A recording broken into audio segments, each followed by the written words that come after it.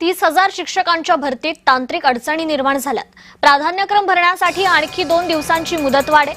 पोर्टलवर 13 ऑगस्ट पर्यंत माहिती भरता येणार आहे। माहिती भरूनही ओटीपी प्राप्त होत नसल्याच्या तक्रारी होत आहेत। उमेदवारांकडून आठवड्याच्या मुदतवाढीची मागणी आहे। पसंती क्रमांक देताना विषय आणि पदाची पसंती उपलब्ध होत नाही। अनेक ठिकाणी माहिती भरूनही ओटीपी प्राप्त होत नसल्याच्या तक्रारी आहेत। आतापर्यंत 76,394 उमेदवारांकडून मुलाखतीशिवायचे प्राधान्यक्रम 56,206 मुलाखतींसहच प्राधान्यक्रम तयार आहे।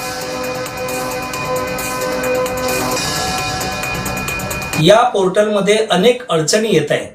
म्हणजे एकतर हे सर्व्हर डाऊन आहे, त्याच्यामुळे स्लो चालते आहे, लॉग इन होत नाही आहे, लॉग इन झालं तर मोबाईलवरती OTP येत नाही आहे।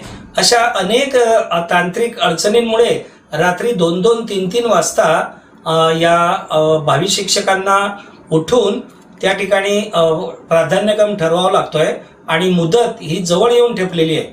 आम्ही शालेय शिक्षण विभागाला विनंती करतोय की यामध्ये तातडीने मुदतवाढ द्यावी, जेणेकरून या भरतीचा प्राधान्यक्रम हे शिक्षक चांगल्या प्रकारे भरू शकतील।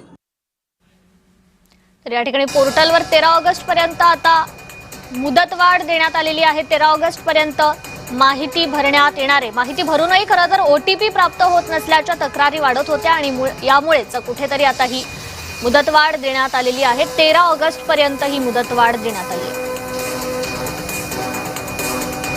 30,000 रिक्त पदे आहे। 30,000साठी परीक्षा होते आणि त्यासाठी विद्यार्थ्यांचा जर आपण विचार केला तर त्यासाठी लाखो विद्यार्थी फॉर्म भरणार आहेत।